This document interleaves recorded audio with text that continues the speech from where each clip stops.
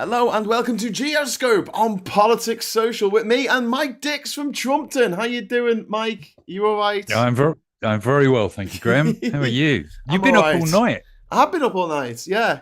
I've Me been too, in a working all way. day as well. So Yeah.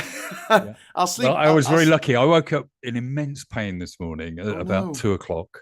Yeah. But I figured that because I've named my tumor Donald Trump, I figured it was a message about Canada because I Oh go right. downstairs, turn on YouTube. There's Graham Yeah. talking about the About Canadian the election. Canadians So, and the Donald Trump party getting absolutely whacked.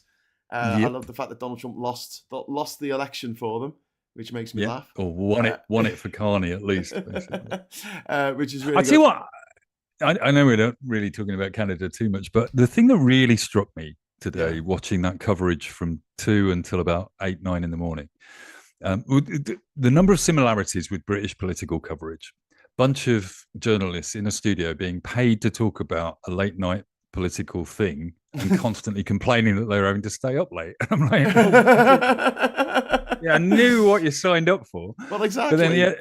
yeah, oh, I'm so tired, I can't think about politics. You go, get somebody else. What's wrong I'll with do you? it. I'll do it. But I'll then do the it. other thing was just how diverse Canadian politics is. Just Yeah. every candidate roster, there were people from all sorts of different ethnic backgrounds. Yeah. South Asians, South Americans, people from everywhere Yeah. there, and all of them kind of integrated into Canadian culture in a way that I'm not sure that we have, and I'm not sure America has. Basically, that there was no, they weren't championing that as the most important thing about them. It was about Canada basically all the Yeah. time, and Yeah. it just felt like, and even when Poilievre did his "I've lost" speech, he was quite respectful. For a guy that is a Donald Trump fan, Yeah. basically, Donald Trump. You wouldn't he have got was, that from he was Donald Trump. you wouldn't have got, I agree that he won, and also I'm going to work with him on the important things to make sure that we fight Trump's tariffs. You go, well, Absolutely. okay, that's pretty good. Absolutely. Right. Well, just a big shout out to everyone in the chat. There's someone called Mike Dix in there. Don't know who that is. And there's Alice Fake Sturm news. in there. We've got Pete's Music. We've got Diz. We've got Chris C. We've got Puninator, who's been a member for 13 months. Brilliant. Thank you. Wow. I'm going to give you a thank you. You are the best. There you go. Thank you. You're the best animation. Thanks, Puninator. Asking, where's the bowler hat man? Well, Ollie's got really bad hay fever, so he can't actually come on the show. That's Yeah, what I told you, wasn't it? That's what I said. I've got, I've got two cancers, Oh, but I yes. still made it. You still made it. Yeah, but he's got a runny nose. He's got snot everywhere. There's snot pouring Oh, out of his bless him. face. I mean, it's not, Bless you his know. little heart. Yeah. And he No, is, no, I wish Ollie the best. yeah. But yeah, so Ollie's having a night off tonight with some Lemsip and some antihistamines, I think. So yeah, if you'd like to join our friends in the chat here, along with Mike Dix, all you need to do is hit that big juicy subscribe button and wait for a minute, and you'll be able to join in. So what do you want to talk about first? Do you want to talk a little bit more about Canada, or do you want to talk about Trump's 100 days of hell? Because this marks, today is the 100th day of the Trump presidency. They're so connected, aren't they? Tell me about the Amazon story, because I've missed news Oh, for the okay. rest of the day for This is various reasons. really interesting. So there's this toxic Barbie who is the White House press person who comes up and says horrible things. And it was supposed to be this day of celebration that Trump had his first 100 days in office, which had been an absolute disaster. But she comes up, and instead of talking about that, she talks about how unfair it is that Amazon in the US of actually putting the tariff on the products, so you can see how much extra the product is costing because of the tariff. And they don't want them to do that. They want them to pretend that like the price just doubled for no reason whatsoever. Yeah. And yeah, they're not happy. But I don't think it's Amazon necessarily. I think it's like Amazon sellers who are like, well, I've got to put the price up, and I've got to cover myself for putting the price up, and like have some explanation. So it might not necessarily be stuff that you buy from Amazon, but that's probably exactly it, because Amazon Marketplace is full of resellers of Chinese goods, isn't it? exactly, So exactly. I imagine it's that. So yeah, it's kind of a bit crazy. But yeah, Rocket Man, what's his name? Bezos. He made a big thing about kowtowing to Donald Trump and bending a knee and all that, and now it's just kind of blown up in his face. It's classic, isn't it, with Trump? I was watching something yesterday that was talking about, Keir Starmer being the first to go and suck up to Donald Trump, Yeah. and that will backfire because Trump has no respect for anything that he said yesterday, basically. So, I think Carney's, like, in fact, it was in the Canadian coverage, they were talking about it, that Carney's attitude to it is this is a fight and we're going to go and fight Donald Yeah. Trump. And Yeah. even Poilievre said it last night, that this Yeah. is Canada against Donald Trump. And yet we've sucked up to him, and that's going to backfire on us because we ended up we suck up to him, we offer him the come and visit the king and have a cup of tea, come and speak to parliament, etc., and then we end up on 10% tariffs like everybody else in the world. Yes. Yeah. Yeah. But we don't have much muscle over America. China does. China's got the mad, like, they've got the muscle to end on muscles. They've got the rare earth materials. They've got the rare earth metals and minerals. And the point of that one is about regulation, isn't it? It's about low cost labor and regulation, because we were saying this on Friday, that the rare earths are everywhere. You can go and dig up your back garden and find 0.2% of it is There's rare earths. Gold in humans. Every human's got a tiny bit of gold in them. Yeah, and if you're willing to dig up your back garden, pour acid into the hole that you've created, pump the sludge out through your living room, basically into your bathroom. If you're willing to do all of that, you can sell some rare earth to people. But the reason, a very pleasant summer Wednesday evening. Yeah. Australia has taken an area in the middle of Australia that nobody wants to live in and said, all right, we'll do the same then. We'll do that, basically. And China's doing it near cities. And then Trump is putting pressure on Ukraine to do it because he's going, well, it's a war-torn, minefield that you've got there. So just go and dig all the earth up and pump sludge over the dead bodies. He's got a very childlike view of the world, hasn't he? But Canada, I've also got, muscle Loads over America because they've also got the oil that the biggest exporter of oil to America is Canada, and they export electricity to them as well, and potash and all this stuff, and so they've got the opportunity to say, "Oi, piss off." Whereas Britain, I mean, what do we have over them? We're going to say, "Oh, we're not going to let you." So repeats of Monty Python. Yeah, we're going to make our movies. That would hurt them. So it's all a bit difficult. I don't know. I don't know what Britain can really do. But the irony is like Britain's trade imbalance with America is like zero. In fact, we import more stuff from America than they buy off us. So we're in the same situation as Lesotho. Yeah, Lesotho's on 10%. I mean, exactly. And yet we can buy all of the stuff we buy from America from somewhere else. Yeah. Because there's no tariffs on services. And the one thing that we spend a lot of money on, a lot of dollars on, is services. Yeah, exactly. Every piece of software you and I are using at the moment, we're sending some money to America for, basically. We are. Well, I'm using OBS for free, so that's good.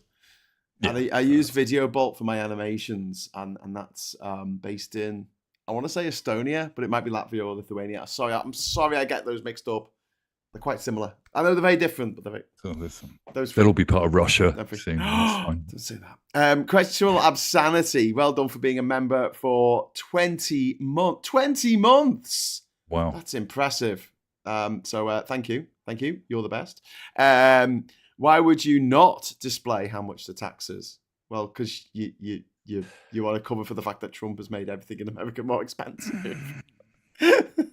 Simply put. Yep. Are they going to change it? As Bezos said, he's going to alter them. I don't know. I just got a message off my mum.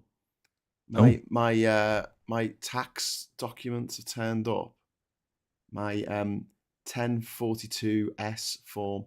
Foreign persons, US source income, subject to withholding. So I'm going to have to send my details off, my deets, so I can get paid from YouTube. Yeah. Is that YouTube revenue? Yeah. I get it from Ireland because it's Google Ireland where they put it, for tax purposes. But still, you've got to, because it's an American company, you've got to prove that you weren't making it in America and you're not an American citizen. It's just a declaration, really. But that information. Is that a new thing, or does that happen all the time? No, it's always happened. But this is why I was saying about Musk getting access to the IRS and all this. They get access to my stuff. They probably know my national insurance number. Yeah. And my bank account number. Yep. It's on a file somewhere. which is Maybe you'll pay off your credit cards for your island. That's you never know. You might suddenly become a benevolent billionaire. And that's, No, well, no, I don't think that's going to happen.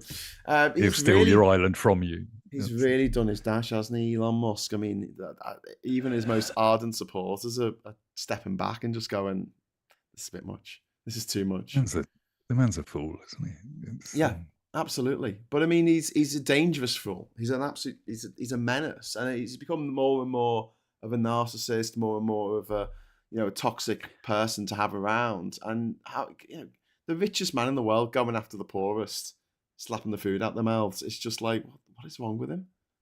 Yeah, I don't know why you'd look at.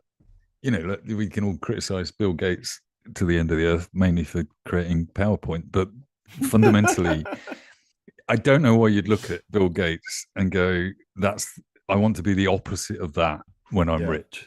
Yeah. I don't want to be seen as benevolent and be invited by prime ministers and popes and presidents around the world to give them advice. I want to barge in, elbows up, with a chainsaw, telling everybody that I'm just going to cut loads of money and then never do it. Trying to impregnate everybody on Twitter. It's like, the man's it's a good thing. And I think it's a good thing in the long run that both Trump and Musk are being exposed. Yes. Because they got nowhere to hide anymore. They're up there saying, it's not complaining about things and saying, I can fix this. It's, okay, fix it. And they're not. Yeah. I'd get that. But I think the difference is with Trump is that his true believers, looking at the polls, his true believers are still with him. It's really, really disturbing that they can't sort of pull themselves away and just go, hang on, this guy's ruining my life. What do you think that is?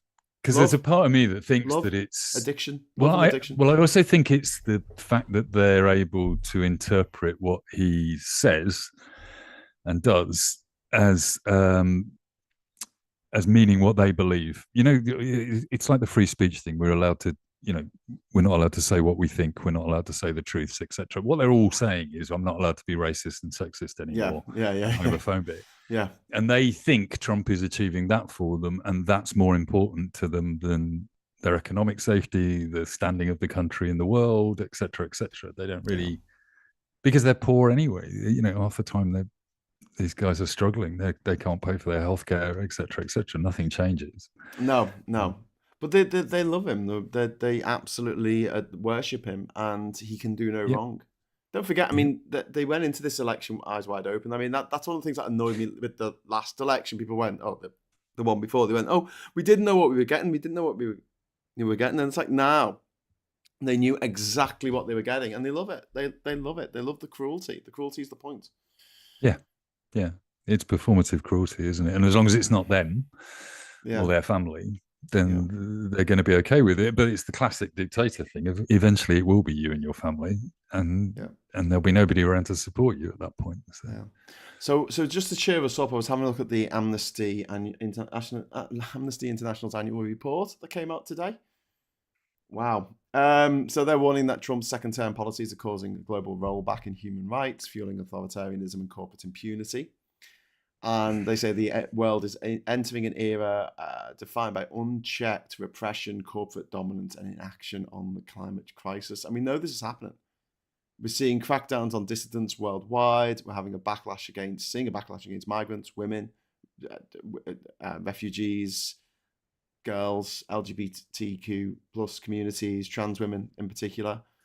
And Sasha Deshmukh, the UK chief of Amnesty, called Trump's attack on international law and human rights structures terrifying, likening the situation to pre-World War II 1930s. And I don't think she's out of order saying that. I don't think she's being Chicken Little or anything. I mean, repressive tactics worldwide. Bangladesh shoot-on-sight orders during student protests have led to hundreds being killed.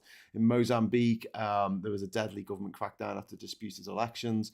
And in Turkey, there's a worldwide ban on public demonstrations. In Hungary, Orban has banned the gay pride. Pride is banned there because he wants to pretend gay people don't exist. And this is the thing, in a way, that when America stops being the world's policeman, then these people can do all this with impunity, basically, Yeah, because they know nobody is going to try and stop them. yeah. It's like So Netanyahu in Gaza. He yeah, knows Trump isn't going to try and stop him. yeah, Putin knows that he's not going to get stopped. So everybody else now can just raise their game and say we're going to get yeah. away with this. We're gonna invade our neighbor. It's empowering places like Venezuela that want to invade Guyana next door, and Yeah. Sudan's civil war is being ignored. It's being absolutely ignored. I mean, almost like swept under the carpet, really. And there's mass sexual violence going on by the rapid support forces that are operating in Sudan at the moment. And the international response has just been, I mean, they say it's muted, but it's not even there. Like, no one's talking about it at all. And there's not much information getting out as well because of the clampdown on journalists. And one of the professions that has been hit the hardest by the Israeli invasion of Gaza was journalism. Journalists being murdered, Yeah. killed in the Yeah. Gaza Strip and in the West Bank. Well, and look at what's happened to Louis Theroux over the last couple of days as well. Oh, so you tell me about this. So he's done a show, hasn't he, called Settlers? And it's about these whack job people who go and live in the West Bank with their Bible. It's classic Louis Theroux, and he's been there before. He did a show 8-9 years ago, I think, about the same subject. This time he's gone to the main organizer, this woman that has been campaigning for sort of 40 years for settlers to be protected, and he just lets them talk. He does what Louis Theroux does. He walks in, he acts a bit like a fool, makes friends with them, and then they talk, and he lets them talk. And they came across as bloody monsters, basically. But everybody is screaming now at Louis Theroux for saying it's anti-Semitic what he's put out there, that the editors made this cute grandma who literally showed him on her phone Netanyahu's telephone number and saying that she has influence over him, who lives in a settlement with soldiers in the West Bank protecting her 5 houses around her, basically. And Theroux is getting it in the neck. He knew what he was doing. He knew the risk he was taking on this one, basically. But that is phenomenal. I mean, there was a bit of. Did you see there was a bit of an argument this afternoon on the Politics Social WhatsApp group? I didn't, because literally it wasn't an argument. It was a discussion over the Northern Irish hip hop band, hip hop group, I should say, Kneecap, who they were at the Coachella Music Festival, and they said that they called out Israel for the crimes that they are committing in Gaza. They've been accused of anti-Semitism, and someone's gone through every square minute of their previous performances, and they've found some bits where they have said some difficult, things that you shouldn't really say about MPs in this country and what they would like to do to them. And it's a sort of thing that if you were down at the pub with your mates and you're a bit drunk, you might say something in jest along these lines, knowing that no one's going to hear you and it's not going to go out anywhere. And this does look like a bit of a targeted thing. But, I mean, so what? That's it. That's my question to this. Is like, they're doing these news reports and they're on the front cover of the newspaper saying, oh, isn't this disgraceful? They've said these things. And all this reporting is going to do is make them more popular because now more people are aware of this band called Kneecap from Northern Ireland. They're just going to sell more records. It's the Streisand effect, isn't it? I guess. Yeah. Yeah. Well, it's not going to stop them, is it? Well, what can the British government do to this band? They're from Northern Ireland, so technically they can just go move to Ireland if they want to, or because they've all got EU citizenship. Spain, they Germany, can go to Spain, Germany, anywhere else. What can the British government do? They can't ban them off Radio 1 anymore because we have the internet. It's not like that. What, they're going to try and ban them off Spotify? Are they? Like the Sex Pistols? We're going to pretend that the song doesn't exist? What do you reckon was the last band to be banned from Radio 1? I'm thinking it's Frankie Goes to Hollywood. No, every time there's a war, a lot of songs are banned, like anything to do with war. So, like Edwin Starr, War, What Is It Good For? That'll get banned. The one that always I think of is Carter, the Unstoppable Sex Machine, which I think were the unluckiest band in the world. Their first 2 albums were absolutely stonking. They were so, so good. But they had a song called Blood Sports for All, which is about bullying and racism and intimidation in the army.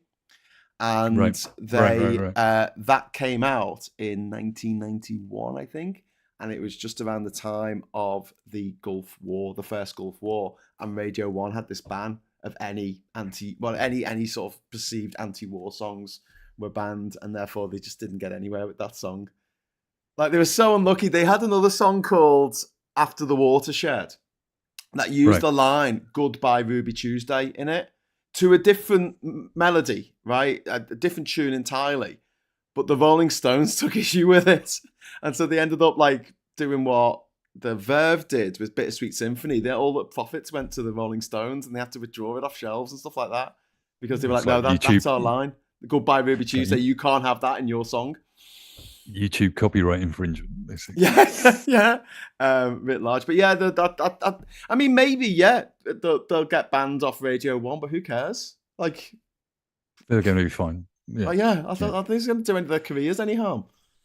I mean, I've not followed the story. I suppose worst case scenario, they end up with a bunch of anti-Semitic fans. Yeah, that they probably don't want, basically. Yeah. Or well, no, I don't think so. I think they'll end up with people who are pro-Palestinian, but not necessarily. Yeah. I mean, this is the thing that I think it's quite cowardly for people who are, pro-Israel, what they're doing at the moment. Not the concept of Israel, it's a different thing. Just this people who are pro what Netanyahu is doing, accusing anyone who says, "Oh, that's wrong," of being anti-Semitic. I find it the most frustrating thing about that subject altogether, really, and it's because church and state should be separated in a proper democracy, and they're not in Israel. Yeah, but they're not in Pakistan either. Pakistan and Bangladesh were set up as Muslim states to be a bulwark against the secular state of Israel. And they were set up in the same year as Israel being a Jewish state. So you've got these states around the world where the church and government are entwined. We've got these states around the world. We've got these states around the world that somebody in Britain drew a line on a map and said, right, Muslims over there. Yep, you over there. Over there. You over there. But I mean, I think there's a lie that people think that everyone lived in harmony until the British turned up and started fucking things. And I'm not going to say that British they were definitely things. But you look at some of the stories, like the guy who built the Taj Mahal, Shah Jahan, I think his name was. His son was a fucking wrong-un. He not only killed his brothers who were ahead of him in the line of succession, so he could be the next the emperor. He imprisoned his father while he was still alive in the fort in Agra, and he could look out over the Taj Mahal, the most beautiful building in the world, but he never got to visit it. And it was his burial place for his wife. The whole thing is a mausoleum for the wife of I knew that. I didn't know the other bit. That's amazing. His son usurped him 10 years before he died, and he spent his last decade basically standing out on this balcony. You can go there, you can go and visit, and you can see in the distance the Taj Mahal sort of taunting him. Anyway, this guy, he was Muslim, and he went on a whole killing everyone who was Sikh, killing everyone who was Hindu racket, and that still reverberates to this day. There's people calling for his tomb to be destroyed. It's funny. Did you see the story the other day where Trump was on the aeroplane on Air Force One doing one of his noisy press conferences through the toilet door, as far as I can tell? Oh, I hate those noisy press conferences. Don't understand why he does them, other than there's no control in the room. But he said when somebody said to him, "What do you think about the escalation between India and Pakistan on the border?" And his answer was, "Well, you've got to understand that that's been going on for thousands of years." All right. And everybody's taking the piss out of that, saying, well, Pakistan's only existed since 1948. So how's that war been going on for thousands of years? But the point is that there's a grain of truth in what Trump said. There is, absolutely. As you say, but it's not about the countries, and therefore it sounds like he's an idiot. But he's not wrong that they've been fighting up there and across India and Southeast Asia, basically, over religion forever. But this is something where Kashmir, half of it's administered by India, half of it's administered by Pakistan. Pretty much, there's a little bit that's administered by China, actually. But no one ever asks the Kashmiri people what they want themselves. They never say, let's have a referendum. Do you want to be ruled by Pakistan? Do you want to be ruled by India? Or do you want to be independent? Because I've met people from Kashmir. I know they'll vote for independence because they're just sick of it. They're just sick of being like. But how long would they survive with those sort of superpowers surrounding them? Well, I mean, Bhutan does all right. Bhutan's nestled away in the Himalayas. It's completely surrounded by India and China on the other side. I don't know if you can get to China. It's over the Himalayas, so good luck with that. But aeroplane required. Yeah. But Kashmir is a bit of a weird one. It was a majority. I think it was a majority Muslim state when partition happened, but the leader was Hindu, or vice versa, and they didn't decide which side they wanted to come down on, whether they wanted to be part of Pakistan or whether they wanted to be part of India. It was left to decide later on, and it just all got into this position where you've got these two armies like fighting off against each other for 80 years now. Nearly 80 And years. Do you think the India-Pakistan thing is serious at the moment? Is it? No. I mean, I don't want to dismiss it like it doesn't matter. They are nuclear-armed powers, but there has been skirmishes on that border across the line of control in Kashmir for years and years and years. The thing I love, I know your hero, Michael Palin. I was watching the other day one of the episodes he did about Pakistan, India, and the border, where they do that big ceremony, the incredibly elaborate shutting of the gates. And you just think, that's the way to do war. Totally spectator sport, nice uniforms, lots of posing, basically, but nobody gets hurt.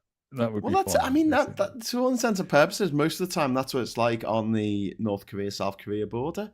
They play music at each other, like they play K-pop. Like the South Koreans play K-pop, and then the North Koreans play military anthems. And then the North Koreans get a flag, and they put up this flag, and then the South Koreans put up a slightly bigger flag. And so the North Koreans go and get an even bigger flag, and they put it up on their side. It's wars. It's really daft, but at least no one's dying in this situation. But then someone will try and get across the border, or there'll be a skirmish or something like that, and people will die. It's the most heavily manned area. Did I read something recently that they send bags of poo over on balloons, trash and balloons across the river. Send them when the wind's blown to the south. Proper wars. That's the way to do it. And that's a response to the north. They send propaganda off to the north. The south send propaganda off to the north. We should do this with Scotland. This is how we should do. Just send balloons to Scotland, saying, "Please, don't be independent." Play loud English music, and they play the Proclaimers at us, basically. But I want Scotland to be independent, mate. You know why? Yeah, me too. Half an hour up the road, and I can go there. I can live there for a few years and get EU citizenship again.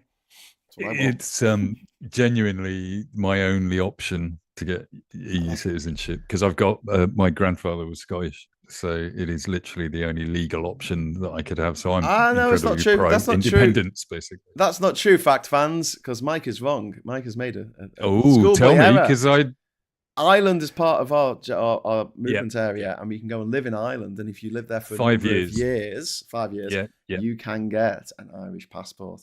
Absolutely, no, I agree with you. And it's a beautiful country, and they have a GDP per capita twice what we have. I don't know if it's the same with you, but my ADHD brain says 5 years. That's a long time. I can't conceive of time, mate. I've been thinking this since 2016 when we did the Brexit vote, right? I could have gone and lived in fucking Belfast, and I would now have a European passport, and I could be hanging out with my grandson in a park in Madrid with no electricity. But no. Well, the electricity's come back. Was it a solar storm? Was that what it was in the end? That's what they think. Yeah, definitely. But we've got a couple of super chats come in. We've got questionable absanity. Prince Andrew is a sweaty nonce. 2022, the cunts. Thank you very much, cunt and the gang. I'm glad you got paid to say that. Yeah, sorry, I've just demonetized the channel. It's that word with a K. It's not. He's a good guy from Basildon. He's a mate of John Morty. You know.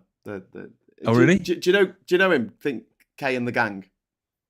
No, I don't. No. Oh, no. Mate, I've got to send you some of his stuff. He's got this song called Go On Then, Just This Once, Use My Arsehole as a See You Next Tuesday. And it's about getting into the record industry.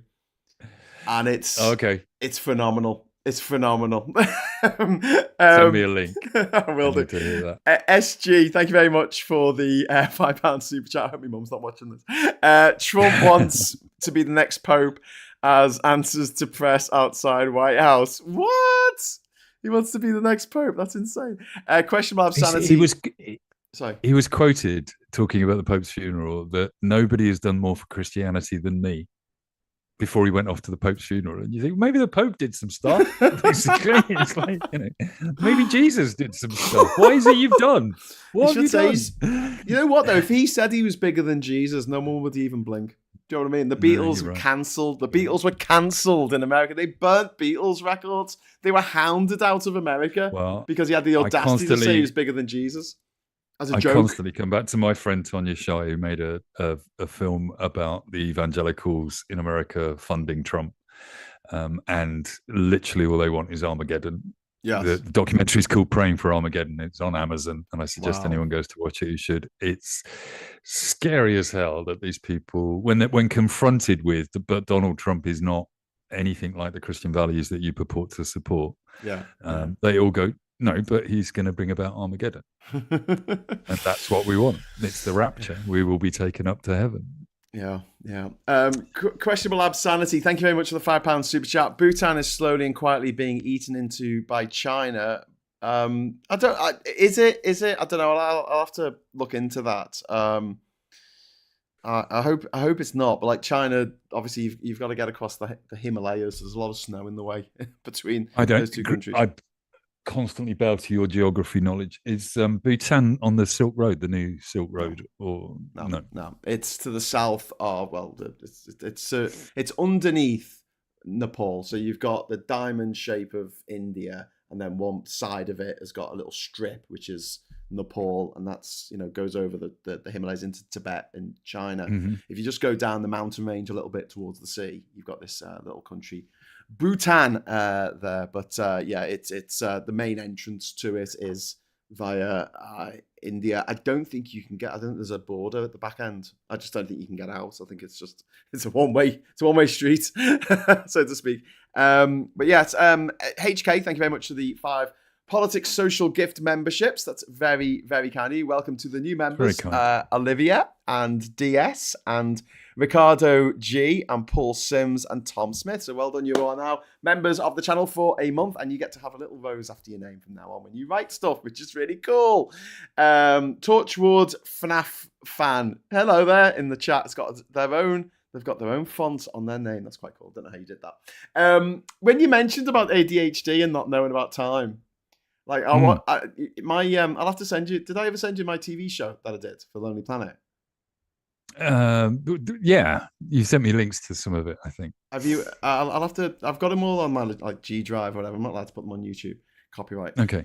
But it starts me saying I'm going to go to every country in the world without flying, and I'm going to do it in a year. And I watch it now, and I was like, for years I would cringe at that, going, why the fuck did I think it would take me a year to go to 200 countries around without flying? Without flying. But now I look at it and go, well, I've got ADHD, so I don't know what time is. Yeah. One of the remarkable things that I learned when I got diagnosed was that the perception of time is almost impossible for an ADHD person, because they essentially see everything that happened in the past, including what happened 5 minutes ago, as an infinite time behind them. And everything that's going to happen in the future is an infinite time ahead of you. Constantly living in the now, and really difficult to deal with anything in the future or past, because you go, well, yeah, but that happened in the past. It happened 10 minutes ago, Mike. I've had a day like that. I have had a day like that. Yeah, very much. B32 Travel, thank you very much for the £2 super chat. Target started. Stay on target. If we get enough super chats in, we'll wrap it on a bit. If that's okay. If that's okay, Mike, just for a few more minutes. Yeah. Good. We've got a lot to get through. So going back to this report from Amnesty, they're talking about the foreign aid cuts and how Trump's sweeping cuts to US foreign aid, US aid, has crippled humanitarian programs in places like Yemen and Syria. Lack of water, shelter, healthcare for children, and conflict survivors has happened as a result. Then we got Israel's conduct in Gaza, which we just brushed upon. The Amnesty has accused Israel of failing to uphold international humanitarian law, and don't forget, Netanyahu is a wanted war criminal. And Trump's diplomatic cover seen as emboldening Israeli military actions, which I completely agree with. And then over to Russia, in Ukraine, Russia's war on Ukraine worsens. Russia killed more Ukrainian civilians in 2024 than the year before. they proposed Trump proposing Ukraine cede territory to Russia is just appeasement. It's just pure appeasement, giving Russia everything they want. And as you just said earlier, Mike, it emboldens everyone else. Why would China not see that and say, yeah, we'll have Bhutan? Yeah, do you know what? We'll have a bit of Kashmir. Yeah, I'll tell you what. We'll take Taiwan. Who's gonna stop us? And also not just the big countries. I think it's the ones with border disputes all over the world that used to think, well, America might put sanctions on us if we do this, or America might do this to us, or America might do that to us. I think it's those that are the more dangerous in a way, because China is still going to evaluate. Look, I need to sell microprocessors to the rest of the world. If I make them all enemies, then we're not going to sell plastic shit to anybody, are we? So, they need to think about it economically. But if you're a tiny country who wants to invade the country next door because of the mineral rights or whatever, or they don't like their religion, now that nobody's going to punish you. Yeah, you get away with it, like Trump has. David Lilly, who's been a member for 1 month, thank you, sir, as a superstar. You are a superstar. Surely you can get around the world in 80 days. Yes, you actually totally can do that. I rang up the Mystery Hour on James O'Brien a few years ago because the question was how fast could you get around the world without flying these days, and I rang up and said it'll take 29 days because I'd worked it out. And he went, what's your qualifications? I said, I'm the first person to visit every country in the world without flying. And I said, and he gave me a round of applause. I said, where's my Ray Liotta? And he said, oh, well, you haven't actually done the thing. And I went, but yeah, what? So yeah. And Wayne has had a bloody Ray Liotta. Our friend Kieran, the van driver, he's had a Ray Liotta, and I haven't, and I'm really jealous. Is James O'Brien not aware of this? No, he's not. That's all I'm saying. I was thinking about that the other day. I've got to write the sequel because I'm getting too old for the front cover. I'm going to have to Photoshop my face and put hair coming out underneath my hat for the front cover, so I don't look like much older women on the front as well. I think. Yeah. Well, they're the same age as me, so that'll be fine. Actually, they're not. No, Steph's 10 years younger. That's all right. Puninate. Oh no, Steph's more than that, I think. I'll have to ask her next time I see her. They're still mates of mine. They're just like two of my mates. We were in the pub. That picture on the front cover of my book was taken in the heebie-jeebies in Liverpool, in the basement. Really? Yeah. I just went in. Was the board game on the front? Was that your map to get around the world? Did you have a slightly better way of navigating? I did have a slightly better way. I just wanted to have it like as a board game. It's a nod and a wink to Mastermind. Do you remember the 1970s board game? Yeah. Mastermind. Yeah. I was like, I'm going to do that. But do you know what? Thinking about it, and when you think years later, oh, I should have done this.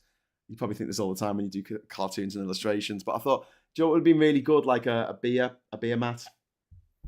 Yeah, that would have been nice. Man of the world, written on the beer mat, and it's all because everywhere I went, I got like beer mat stickers and things. Yeah, beer sticks. Yeah. Anyway, and I drank everywhere, like literally, even in the countries that I wasn't supposed to drink, like Iran and Saudi Arabia. I somehow managed to get a drink. I don't know how. People are like, "Oh wow, he'd like a drink, wouldn't he?" I'm like, "Am I allowed to drink this?" And they're just, don't let anyone see you. And I'm like, the best beer I've ever had in my life was in Syria, which is a dry country. It's quite difficult to get beer in Syria.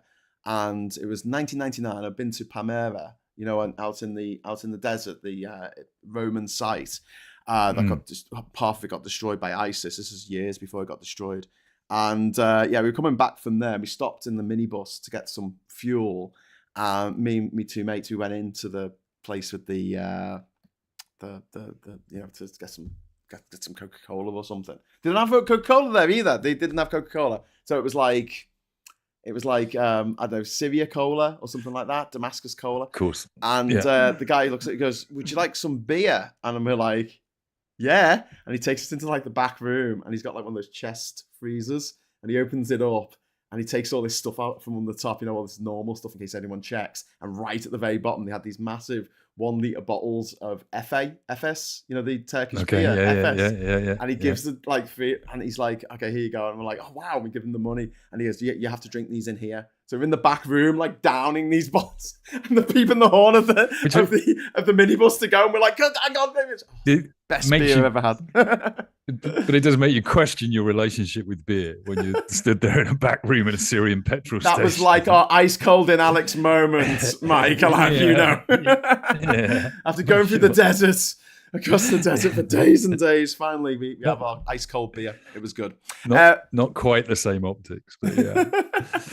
Poninator, thank you very much for the £10 super chat. It's really kind of you. Mike, most people think time is a simple example of cause and effect, but actually, from a non-linear, non-subjective standpoint, it's more like a big ball of wibbly wobbly, timey-wimey stuff. And Doctor Who. And then we've got One Angry Pagan, Torchwood, FNAF fan is me, little bro. Please be nice. I don't understand what you mean. Torchwood, what's a FNAF fan? Thank you very much to One Angry Pagan for the super chat anyway. I didn't mind Torchwood. Torchwood was pretty good, wasn't it? It was pretty good. Should we get back to... I like Torchwood. Yeah, no, it was all right. I liked it. Yeah. I've lost it with Doctor Who in the last 2 or 3 years, though. I keep seeing it come up on the iPlayer and thinking maybe I should go back and look at that. Because it'll become so woke. That's because it all got really woke. Got really woke. Got really... It's when they put a woman in there. It's Doctor Who, definitely not a woman. We know that. Yes. A millennia-old alien from Gallifrey who travels across time and space in a box. With 2 hearts, who transforms into various different things and various different actors. Anywhere. But no way could it be a woman. That's crazy. This is going too far. People are kicking off because the Silver Surfer in the new Fantastic Four movie, his trailer just came out, is a woman. Yeah. Because Surfer, it's not an intergalactic surfer. I mean, how the hell intergalactic can that be female? Silver coloured with surfer. No genitals. Yeah, who turns up. She's got boobs, but famously, no nipples. No, but famously, the Silver Surfer has never been drawn with genitals. No, he's never had a bulge because he doesn't need it. He's just the herald for Galactus, Devourer of Worlds.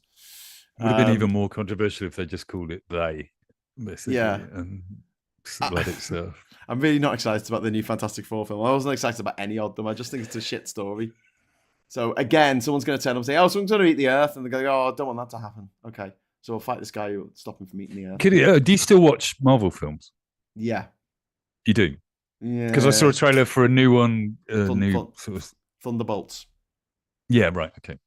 And I just looked at it and went, yeah, really can't be bothered to work out what that's about. Yeah, I haven't been to the cinema to see a Marvel film for quite a while.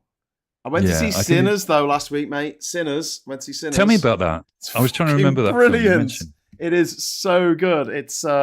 set in the 1930s, it's a mashup of different genres. It's a musical, it's a gangster film, it's a horror film. It's just a really good time. It's a really, really good time. And stay behind until the end of the credits. It's worth it. But just a fun film that's completely different. And because you haven't, I mean, there's certain beats that you always get in movies, but it's not based on a pre-existing IP. So it can surprise you because you don't know what's going to happen. It's like, you see Batman's parents coming out the theatre and little Batman's a kid in a little Batman costume. You know they're going to get killed because you've seen it in the cinema 57 times that they get killed outside the theatre. And that's what turns him into Batman because that's the natural response to something horrific like that happening. I'm going to dress up as a bat and fight petty crime. But you're the richest man in the world, Bruce. Why would you beat up burglars? Why don't you use your money for better things? Stop all See the Elon Musk for details. Yeah. Why did Elon Musk never try out the Batman thing? That would have been a reasonable attempt at... What, to dress up as Batman? I don't think he's got the upper body strength. Captain Coconut, that's my favourite name. Thank you, Captain Coconut, for being in my life. I have to ask concerning the pictures behind your guest, Graham. Is that Cuthbert, Dibble and Grubb from Trumpton? Why are they dressed as pirates? It's Mr. Mayor, and Mr. Mayor from Trumpton. But it's... if you don't know, Captain, I run a cartoon account called Trumpton, which I kind of stole the copyright of Trumpton in 2015 to fight Nigel Farage because I thought, at the time, I genuinely sat there and thought, what version of Britain? Nigel Farage is about 4 years older than me. And I kind of thought, what version of Britain was it he was thinking was brilliant? Because when I was a kid in the 1970s, Britain was a bit shit. It was all orange and brown. And then I saw an episode of Trumpton on YouTube by accident and went, oh, that's what he thinks Britain was like. There were no brown people. Yeah. The mayor was permanently in charge and the only person with a car in the town, basically. And so I did a few jokes about it, and Nigel Farage and his PR guy got upset with me, and I got thousands of followers as a result. And Excellent. it's Streisand been a effect. noose around my neck ever since. Oh, no. No, it's fine. It's just like, you kind of think at some point in time the political cycle doesn't need me to do cartoons about it, and I've never succeeded. I did it. As Peter Cook says, famously, satire managed to get rid of Hitler in the 1930s, didn't it? Yeah. And I look at Nigel Farage's rise towards prime minister and think, yeah, I did that. I've done a great job there. Basically. You stopped him. Stopped him in his tracks. You'd be very proud of me though, because there was a picture of Florence Pugh on the front cover of the newspaper the other day. And I said, "Oh look, it's Florence Pugh, Barney McGrew, Barney McGrew, yeah. And I was like, I wish Mike was watching that. He would have given me a little round of applause. The first joke I ever did that UKIP got upset about, and their PR guy went on the Andrew Neil show to complain about it, was a picture of the fireman, and it said Pugh, Barney McGrew, Cuthbert Dibble, Grudzinski. What? Basically, and that was it. It wasn't even really funny. But he then goes on the Andrew Neil show and says, Andrew Neil says, why are you getting so upset about this account called Trumpton? It's funny. And the guy says, yeah, I wrote to them and told them that it was funny, of course, basically. But these Guardianistas are all out there to get UKIP. And I immediately tweeted back with the copy of the tweet that he'd sent. Right, it's Patrick O'Flynn. He sent me a direct message saying, fucking stop doing this, you fucking cunt. Sorry, I've just demonetized this. But he stands there on telly saying, I loved it. It was hilarious. I think, no, you didn't. This is what you said. Oh, my word. Well, we got another super chat coming from Kieran Crossan. Thank you very much for the £5 super chat. That's my bet that refuck blame the Iberian power cut on A, immigrants, B, net zero, 3, C, trans, 4, woke. Well, no, they are actually already blaming it. The Telegraph, I think it was, today was blaming it on net zero. Really? Yeah. No, they don't even know what it was yet or why it happened. I mean, from the reports I've read, because my son lives in Spain, obviously, so they were we lost contact with them for 15 hours. But so it was concerning, and I started digging into it. And the reports I've read suggest that it is a climate anomaly, and they don't know whether that's something that will increasingly happen. Yeah. It's something to do with the frequency of the wires in certain heat and pressure. I thought the interesting thing, though, was how interconnected Spain, France, and Portugal are for their electricity supply. Yeah. How reliant on each other they are. Yeah. France pretty much saved northern Spain from having a 48 to 72 hour blackout by pumping electricity across the border. It's what friends do. Yeah. They pump them full of electricity. Well, it's something I've never looked into, but I didn't think about that, how it would sound before I said it, but never mind. But we used to have an agreement with France to do that for us across the channel. And I don't know if we've still got that. I don't know if we still got abandoned that. I still think we've got the interconnectors, but yeah, we pulled out a load of daft stuff. Like we tried to pull out of Euratom, which was just bonkers. I mean, we still aren't a full member of Euratom anymore, but we need that to get hold of nuclear materials, not just for power stations, but also for medical treatment and things like that. And we just made it more difficult for ourselves. Well, no, we made it more difficult for people who aren't dead. Expensive.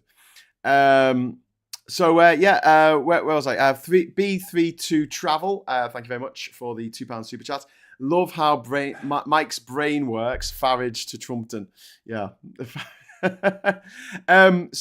talked about Pierre Poilievre and something that I wanted to mention, because I mentioned this in our chat earlier as well. So he lost his seat today. And one of the reasons why he lost his seat is because a group that wanted to get rid of the first past the post system over in Canada, they fielded something like 70 candidates in his seat. 92 candidates on the ballot. Is that how many there were? So you can see this ballot. The guy was going about the girth of the ballot, which always makes me laugh. The word girth just makes me laugh. But he had this huge sheet, and he was holding it out, and it had all the names on it and the parties and everything. I'm like, we need to do this to Farage. Could you imagine? The campaign was called the Long Ballot. Yeah. And they literally they raised the money for candidates to step up. I think in the UK it's 500 quid or something, isn't it? Yeah.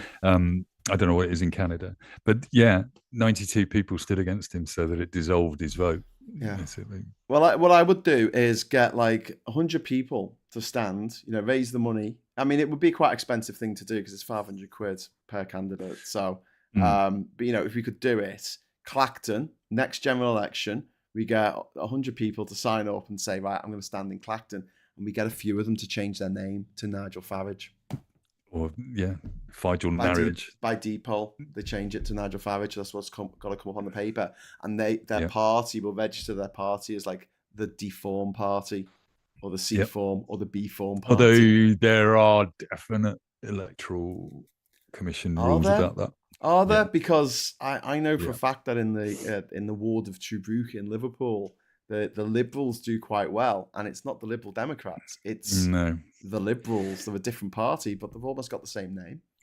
The Electoral Commission's not the most powerful or effective organisation, basically, controlling these things. Look at the Leave vote, and we'll fine you £2,000 if you don't behave yourselves. We'll have the arrow going in different directions. So if the refuck arrow goes to the right, because of course it does, and then we can have one that goes up, one goes down, one goes left. Yeah. Plus, and that was the thing about the 92, that what they were trying to do is get names that began with letters before P. So that Poilievre ended up miles down the list. The problem was that the Liberals didn't quite work that this was happening. So their candidate is sitting right next to Poilievre on the list, miles down the ballot, basically. I mean, he won it in the end, and that's fine. But the trick of moving the candidate down the ballot didn't help, because they chose somebody I can't remember what his name ends in, but it ended up in the second column. We need to find an Aaron Aardvark to stand as Aaron Banks. No, because it's the first surname. It's first surnames, so it'll be Farage. So it'll be everything before F. So Aaron Aardvark. That's the one you want. Double A. Lee Anderson. There's an A name. No, we're not going to put. Oh, maybe that's what we should do. We should put all the different refuck people. Yeah. We should change our name to the refuck people, so they see the refuck people and they recognise that name, and they're like, "Oh yeah, Lee Anderson, he's the guy I like, isn't it?" I'm definitely not volunteering to change my name by deed poll to Lee Anderson for any period of time. That's not happening. Oh my god! This is why the left needs some Elon Musks. Somebody stupid enough to offer £1 million to a Clacton candidate, basically. All we need is 100 people that live in Clacton and want £1 million from Elon Musk, and then we could screw up the Clacton election. If we had, I don't know, ethical millionaires, that'd be nice, wouldn't it? A group of people who had loads of money and just wanted to do awesome shit with it instead of awful shit. But we don't have that. Anyway, should we go back to this Amnesty report? I've forgotten where I was. Yep. I had it written all written down. The collapse of climate cooperation. The UN's COP29 conference, undermined by fossil fuel lobbyists. Rich countries pressured poorer nations into accepting inadequate climate deals. The word fossil fuel wasn't even mentioned in the statement at the end of this one. Trump's withdrawal from the Paris Climate Agreement damages global climate efforts, obviously. And then we've got the global inequality and scapegoating. Global poverty reduction has stalled while billionaires' wealth literally skyrockets. So they're spending it on rockets into the sky for 10 minutes of fun in the zero G. The migrants increasingly scapegoated for economic issues around the world, not just in the UK. The attacks on women, girls, LGBT plus people has intensified, worsening repressions, not just in places like Afghanistan and Iran, but in the UK. Targeted attacks against LGBT plus communities in places like Uganda, Georgia, Bulgaria, and obviously earlier we mentioned Hungary. Trump's administration's rollback of gender equality and trans protections has worsened this global environment.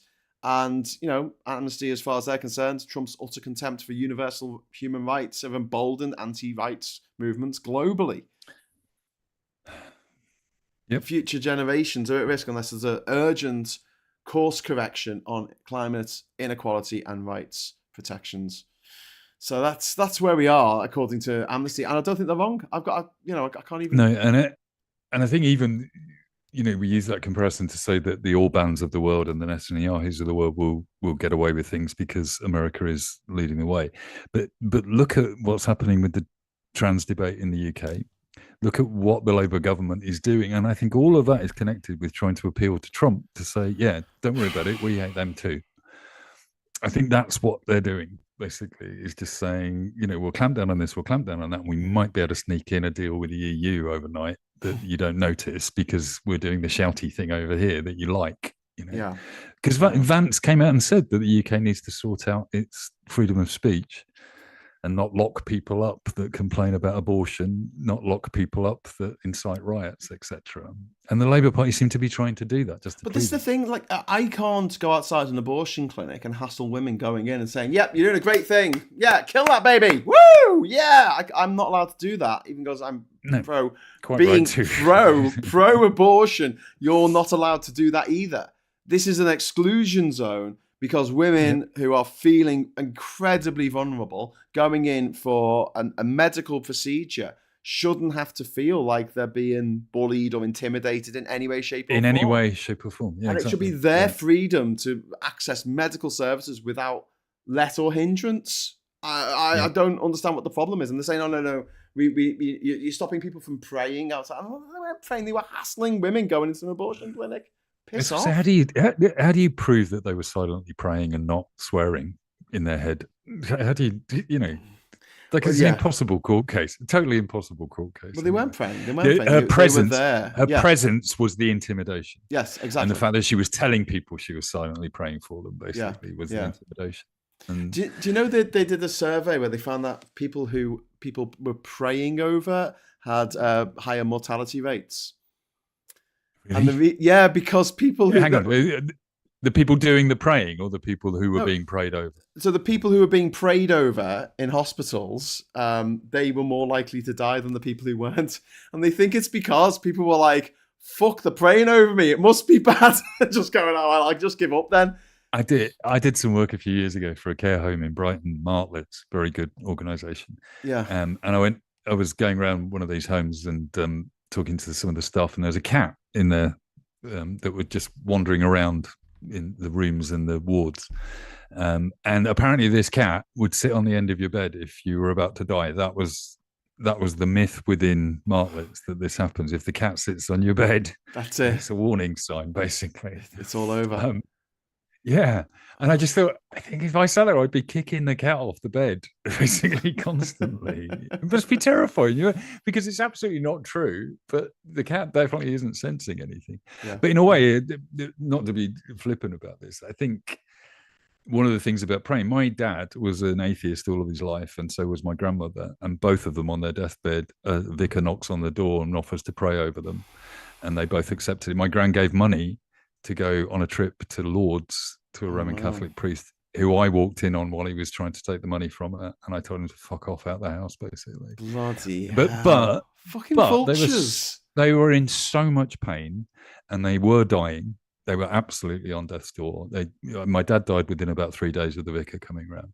Yeah. And my mum swears it gave my dad some peace, and I can understand that. And my mum is certainly religious compared to me, but the reality is they were preying on these people, preying on these very vulnerable, dying people. Yeah. But I can imagine that 2 days later, my dad was feeling okay about the fact that a priest had been in, said some really very kind words and lovely things about Jesus and the afterlife and everything else, and may well have sat there, because having seen both of them die, while I was there, I think it's just that they gave in the end. Yeah. They decided it was okay for them to die at that point, basically. I think the human spirit genuinely does allow you to control the moment that you die to some extent. Yeah. When you're in that situation, you're drugged up on morphine and whatever, you can decide not to take the morphine and just go, or take too much and go. That's gone very dark, hasn't it? But no, I mean, it's inevitable. I can understand that stat. Yeah. I think if you went into a care home and prayed for somebody, they would sit there going, "Oh, maybe it's all right to go now." Yeah. Putin says, "I'm pro-abortion. If humans had more abortions, we'd have less dickheads in the world." That's very true.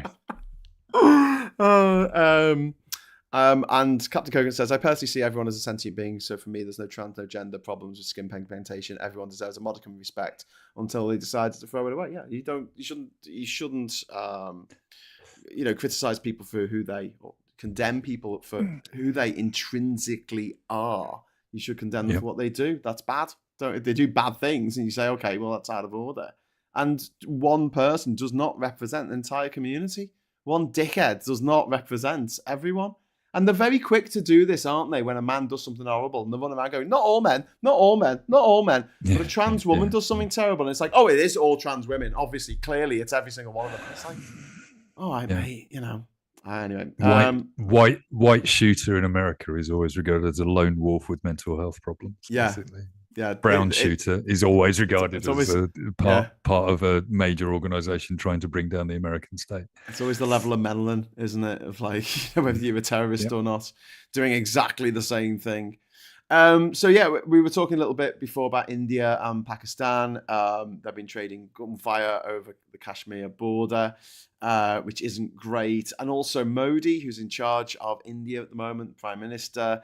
He is a gobshite, and he's a Hindu nationalist, and his policies have been quite anti-Muslim, anti-Sikh, anti-Buddhist, anti-Christian. He's not particularly a big fan of any other religions being in India, except for Hinduism. And Hinduism is the biggest religion in India, but there's 200 million Muslims in India. 200 million, Mike. That's more than 3 times the population of the UK. India is supposed to be a secular state. Yes, basically. It was founded as a secular state. If you wanted to be religious, I'm sure there were other places to go to. But it's formed the the backbone of the support for the BJP party, who rose in like the 1990s as this sort of dog whistle anti-Muslim sentiment, pro-Hindu nationalism group. While Modi's in charge, it is a bit scary. But on the same token, we've had some absolute dickheads being in charge of Pakistan in the past as well, who have been absolute Muslim fundamentalists and have killed anyone who's not Muslim and driven people out their homes.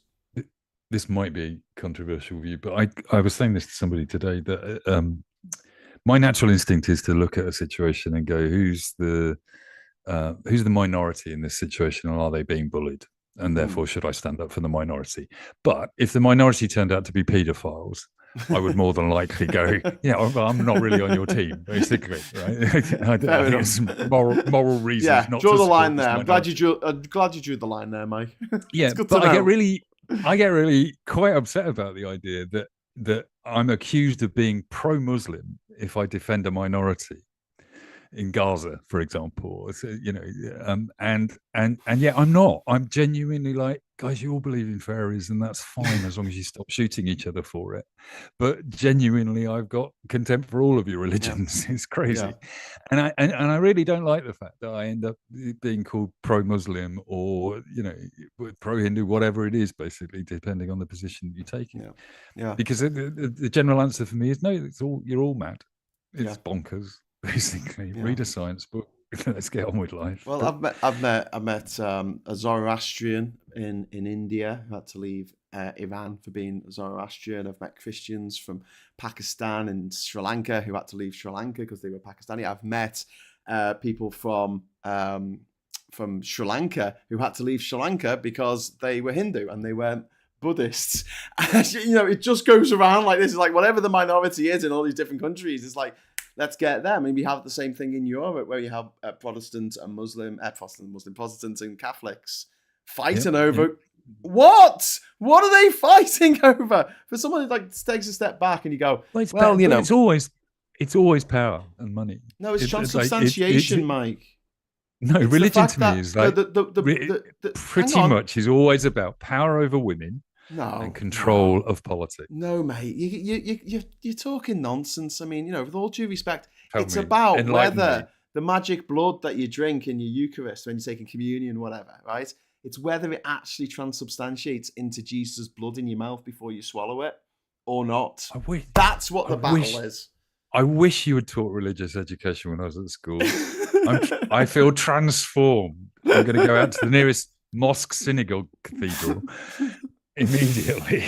But I mean, look, religion is a very human thing. It's very human to want to be part of a group and to have solid moral foundations and know what to do in situations. Because at the moment, we Google everything. Well, what did people do before Google? They had questions. There was no Google. They probably couldn't read. There were no libraries. What did they do? Are you questioning the oracle of Google? Yeah. No, I'm just saying that people didn't have the opportunity to do that. And they asked questions, and the answers were there in the book. How did we get here? Why is the world like the way it is? Because it's in the book. There is a serious danger that AI becomes the equivalent of the oracle. I don't think it will. You've got a problem. You got a problem. You go and ask AI. How do we know who's programming that, writing it, coding it, sorting the algorithm out? Basically, how do we know? Well, we kind of know the people that own them, and they're not great people. Basically, I saw a fascinating clip, and it was a guy talking about John Oliver talking about AI. And he pointed out that if you typed in the benefits of a nuclear holocaust, it would list you all these things of why life would be better if we were all, there's only like 3 people left and they're all dying of radiation poisoning. And the reason why AI spat this out is because the guy who was presenting the video about it said, I wrote an article back in like 2014 for The Guardian, and it was taking the piss because it was back when, I think it was Jeremy Corbyn was asked whether he would press the nuclear button or not. So it would have been like 2016. Right. He was asked whether he'd press the nuclear button or not, and he said that he wouldn't, and everyone was kicking off about this. And so he wrote this satirical article in The Guardian saying, well, if we had a nuclear war, well, we could all look forward to open air spaces and everything be nice and warm because of the radiation coming off it. And he gave all these daft reasons.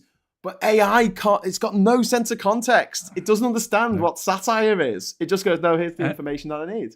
And until it gets that sense of context, it can never be called really intelligent, because that lack of context. And The Guardian have done a licensing deal with ChatGPT, so all of their content is available. All their content.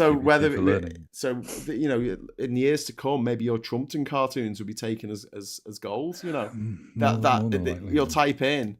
What was your Pew Pew Barney McGrew? What was the Pew Pew Barney McGrew Cuthbert Dibble Grzinski? So that's going to come up when you'll go, who are the fire people in who are the fire brigade in Trumpton? Because you put that out there, Mike.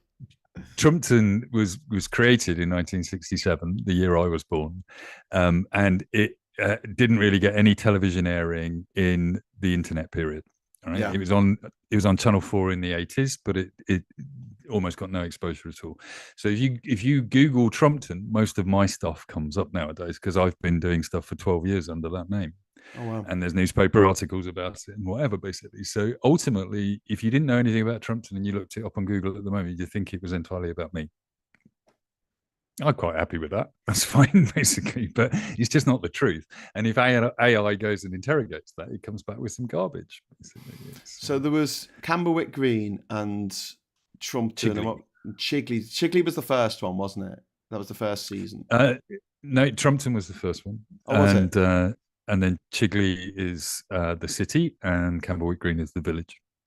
Camberwick Green, honestly, mate, it sounds like a post-apocalyptic movie from the 1970s. They're all based on, I didn't know this, but they're all based on villages around Sussex, around me. There's a little drive that I sometimes do to Lewis that covers all the places that he used. Plumpton was the town that he used as his inspiration.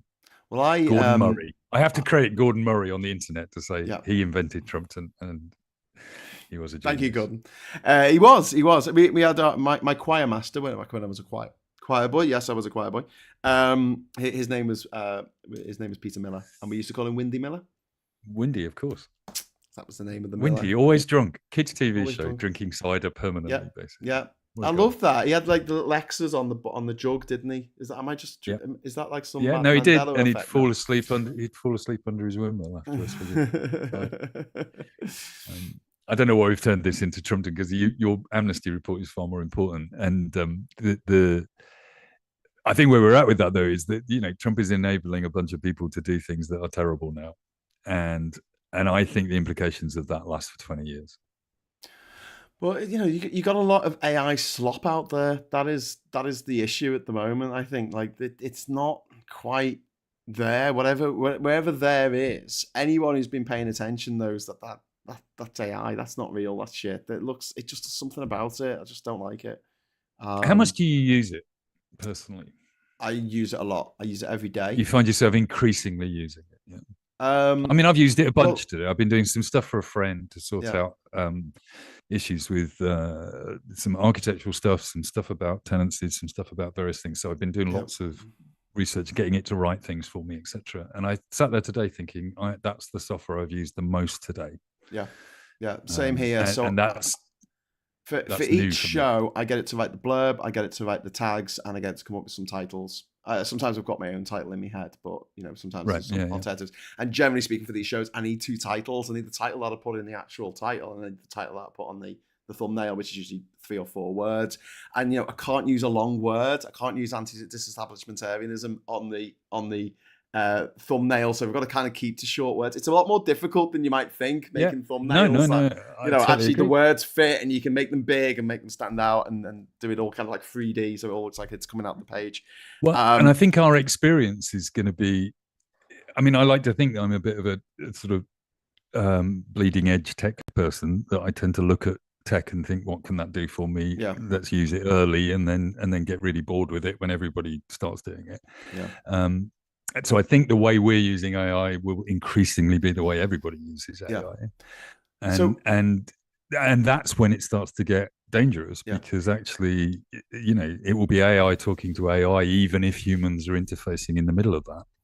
If you're sending an email to somebody and you got AI to write it, and the person that responds to you gets AI to send that response, all the humans doing is hitting send, basically. Yeah. Well, I'm sort of thinking that that is a worry.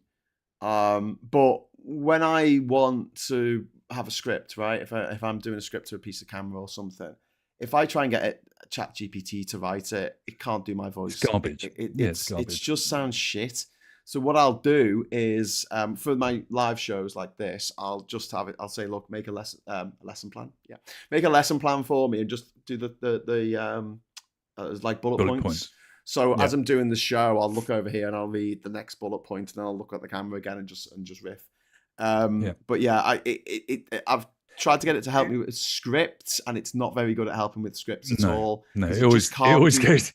It can't do human dialogue. With something like, "Hey guys," and you go, "No, Graham would never say that." No. That's like, and you can tell it that, and then it goes, "All right, no problem." Hey guys and girls, and you go, "For fuck's sake." And if you try and do it either, and if you try and do it over a number of days or something with different topics, it'll start it with the same way every time. So it'll be like, "Oh, he's a bit like a pig in a pantry or something," and then the next thing will be like, "It's a bit like a pig in a supermarket," and then you're like using the same metaphors, the same simile. But what I find it's good for is brainstorming. I think that's really absolutely good. So for my scripts, if I'm working on a feature film script or something, I will, if I've got a scene that I've kind of got it half formed in my head, I'm like, so what are some creative ways for this character to die? Or whatever it is that I'm working on. And it'll give me a list of things. Now, I used to do this with my friends. Like, we'll go out for a drink or something at the pub, and they'll say, what are you working on? Or I go around to their house or something, and they'll talk about, a particular scene, and we'll sort of workshop it together. We'll do like Socratic method. But as I've got older, I've not been able to do that. I don't live around the corner to my mates anymore like I did when I was in Liverpool. You got no friends. That's AI's got to be my friend. Scarlett Johansson. I'm your friend, Graham. You called me. Yeah, but you live down in Brighton. But I agree with you. I tend to use Gemini quite a bit, just because I tend to be very googly with all this stuff. There's no good tech companies, but I tend to sort of put most of my data in one place rather than 5. But Gemini has got a vocal chat system now that is just amazing. It is genuinely like sitting and talking to somebody about a project, basically.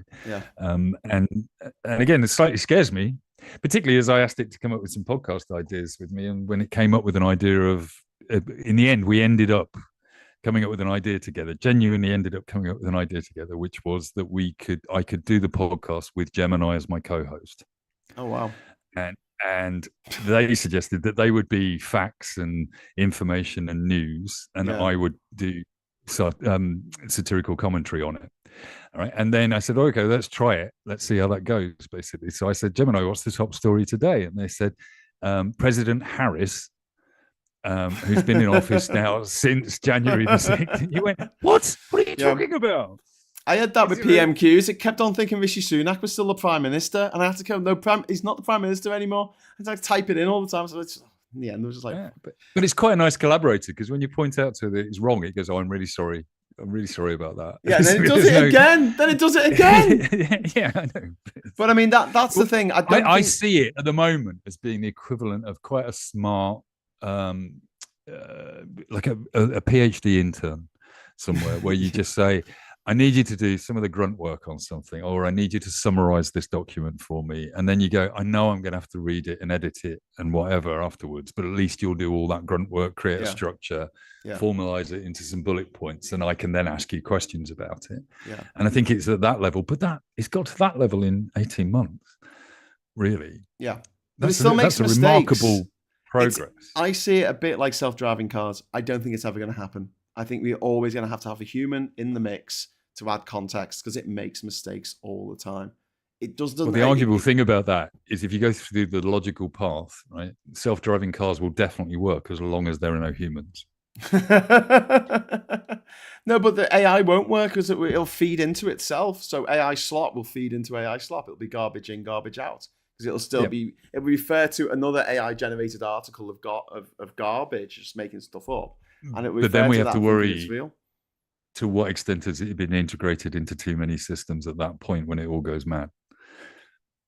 Yeah. So I met a guy recently who was working on using AI to do 111 calls, the NHS 111 system. You know, when you ring, you don't know 999, you don't need an ambulance, but there's something wrong with you, but you don't want to go to A&E. And he was working on ways to analyze voice patterns to tell whether somebody was having a more serious problem than the problem they were reporting on the phone.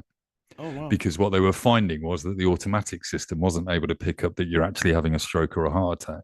Right. But an operator was able to tell that there's something wrong with your voice. Right, yeah, right? Clearly, yeah. So he's writing an AI algorithm to work all that out. And I'm sitting there thinking, that's possibly good and possibly terrifying. It's like, you know, I don't know. I don't know what the answer is, but it's being integrated into systems like that increasingly. I just see it like the printing press, like photography, like film, like VHS tapes, like the internet. It's just the next bit of technology that's come along, and some people will abuse it and be a shit with it. So we have to have good, robust regulation in to make sure it doesn't get fucking mad. But I don't. I was talking. Destroy the world. I met up with Josh yesterday. I met with Josh yesterday for a coffee because I genuinely hadn't realised that he was Brighton based. Yes. You met up with Josh without me. Why wasn't I invited? Because you're in Durham. Oh yeah, I am. I live like literally 700 miles away. Whereas I live 4 minutes away from Josh. I'll let you off. This we were talking about exactly the same thing. 20 years ago, I worked for an organisation that was lobbying government to do something about regulating social media, and I was told constantly by the industry not to regulate it out of business at that stage.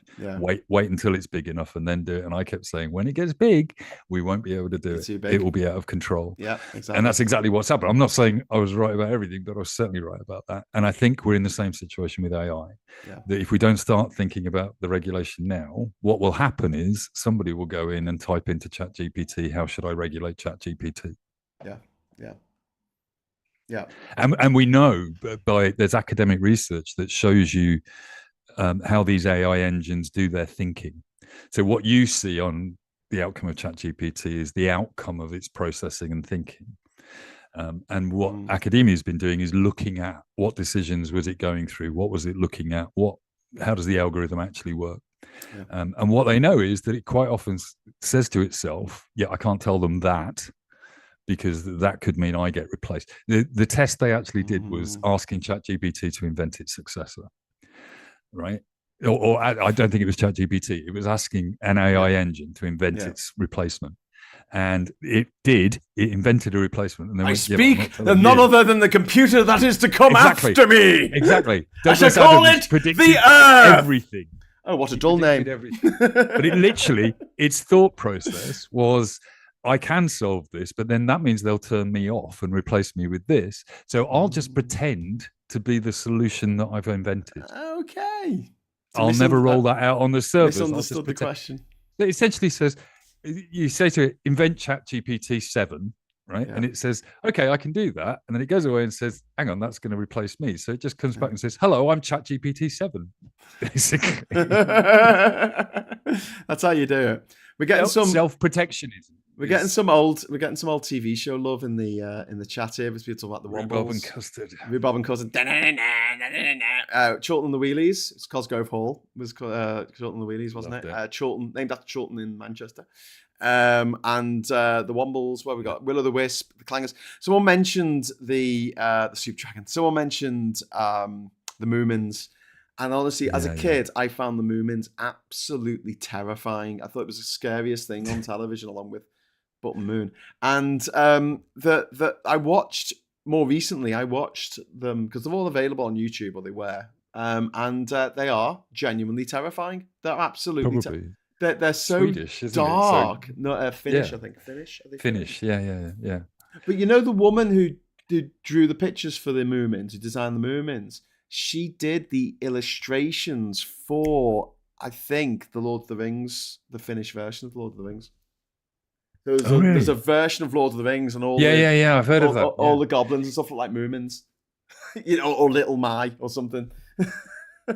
There's a great shop in Covent Garden, Moomin shop, with some really beautiful, because they are beautiful designs. Oh, God, like you say, there's scary stories, but there was the one where they went to an island of Hattie Fatteners or something, and they were just sticks with electricity going up and down them, and then it was just really trippy and weird, and had this like air of melancholy about it, where everyone was like, oh dear, oh well, never mind, oh, one of our friends has just been blown up or like split asunder, oh well, let's go home and have another adventure. And it was all just a little bit kind of. Somebody mentioned Rhubarb and Custard, didn't they? In there? Yeah. Well, I can't remember the name of the artist, but the guy that came up with that, he was spotted by a BBC executive because he was making films for Soho, animated sex films in Soho. And this BBC, this is back in the day. I mean, I'm sure it happens now. So he turns up in this place in Soho. He says, I love the animation. Do you want to make kids shows? And you think, what? It's like, he made a series about, I think it was called Mr. and Mrs. Brown or something, and it was about he comes home from work, takes his bowler hat off, and they start beating each other to death with sticks and stuff like that, basically. This was the guy behind Rhubarb and Custard? Yeah. What was his name? I've forgotten his name. I can't remember, and I don't want to libel him in case his estate wants to. He also did Henry's Cat. Was he do Henry's Cat as well? Yeah. And he was back at Cosgrove, I think, wasn't it? And Cosgrove Hall. Anyway, no, it wasn't Cosgrove Hall. It was another guy, and because Cosgrove Hall did most stuff mainly for ITV, he did his stuff for the BBC, and the animation style was really interesting because normally they'll Disney animators would meticulously go over the original lines, very slowly and methodically, whereas he liked to just draw them really, really fast. So it Bob Godfrey, that's it. He would thanks, Pete. He would just place like the next layer on top, and he'd just trace around it really, really quick. It had that really mad energy to it, that movement, which was really fun. But yeah, Bob Godfrey. Thank you, Pete. Thank you, Pete, in the chat. Henry's Cat was genius. I don't really remember what ever happened in Henry's Cat. I just remember the theme tune. Kevin says, Graham, I've written that Trump blocker Chrome extension you asked for a few months ago. Sorry it took so long. Oh, thank you so much, Kevin. If you want to get in touch with me, go to grahamdavidhughes.com, and there's a contact form at the bottom of the page. And I know there's a few people who have got in touch with me recently who I've not got back to. I will get back to you at some point when I get some sleep. Hey, Mike, do you fancy staying up on Thursday night all night to watch the local election and mayoral election results come in? Yes, let's do it. But the thing is, we could do that, but they won't, will they? Because the local elections always take forever, basically. That's mad. They only have to count like 3 votes, and also mainly for the Lincolnshire mayor. Yeah, basically I think that's a foregone conclusion, unfortunately. I'm afraid. Yeah, which is tragic. And then before we go, I just want to mention, am I all right to book my ticket to come down to see you on the 23rd? Yes. Okay, let's do it. So we're going to try, me and Mike are going to try and put together 3 blokes in the pub, meet the Friday night social. We're going to go to the pub. We're going to try and get Supertansky along, and Josh, and maybe Wayne, if you can get there, and some others. And we're going to be in the pub doing a live Friday night. What we need to talk about is the bollocks. tech, because that was worrying me the other day. I was thinking there's me saying to you, we can go down a pub and do this, but maybe Josh can help with that. I think after the conversation I had the other day. As long as they've got decent internet connection, I've got my laptop. It's microphones that I think we need to sort out, but we'll we can have that conversation off air. Basically. Yeah, we can. People don't care about that. Hey, listen, thank you so much to Mike for staying on with us for an extra hour tonight. We've got. I just looked at the clock and went, I thought we were like 15 minutes over. It's actually dark outside now. Wow. It's probably still light down in Brighton, isn't it? It's so far away from me. Dinner as well. Oh God, go and have some dinner, mate. Right. So listen, Mike, thank you so much for stepping in for Ollie this evening on Geoscope. I don't know if we got around all of the stories we need to talk about because there's so much going on in the world right now. But 100 Days of Hell, Donald Trump, fucking useless. What do you need to know? You should also invite members, says Joanna. Well, we'll get the venue sorted out and then we'll see what we can do. And then we've got Chris C in there. The problem is at the moment, there's all the focus being on AI being to use indecent images of children. Yes, it shouldn't be allowed, but we already had laws that cover digitally created material. Yeah, indeed. We could go in the whole AI debate another time, I think, but it is worrying in some ways, but also, quite exciting. Exciting. Well. Yeah. Like the internet. Yeah. Like this is exactly what it was like when the internet first came out. And everyone's like, internet and computers. Yeah, and people put loads of money into it. And then we had the dot-com bubble, which just burst everywhere, and loads of people lost all their money. Same thing happened with video games, home video games, loads of money, and then they made E.T. the video game, and the bubble burst. So it's just, a whole case of history repeating. We should do that one, definitely. That's a good subject. What, history repeating? No, doing like AI repeating itself, because all tech goes in those same loops all the time. Yeah. The issue with this one, I think more than most, is that this one, AI is essentially taking work away from middle class people instead of working class people. Ooh, and I think that's the big issue. That's an interesting way of looking at it. I think that it's making middle class people more efficient. At the moment, until people realize you don't need the person typing in the prompts, you can just. Oh no, I think do it directly. It's like, think about it. Fact check me till I fart. Personal computers got rid of typists. Working class girls that were told to type the things that elite men told them to type, basically. Now everybody has to do their own typing. Yeah. But now we're getting rid of translators and academics, and lecturers are being told they can teach 10 classes if they use ChatGPT to help them teach 10 different subjects. Not great. Okay, well, we'll get into that on another show, I think. But anyway, thanks, Mike, for joining us tonight. Thanks to everyone who joined in with the chat. Thanks to everyone watching. Thanks for the super chats. Really appreciate that. One quick thing before I go. Please join. No, not join. Yeah, you can join. Actually, I pressed the wrong button. Damn. Please like this video before you leave, or join the channel. It's up to you. And I'll be back 9 o'clock tomorrow morning with Morning Brew. And until then, I'll say thank you so much for watching. Hello, good evening, welcome, and goodbye.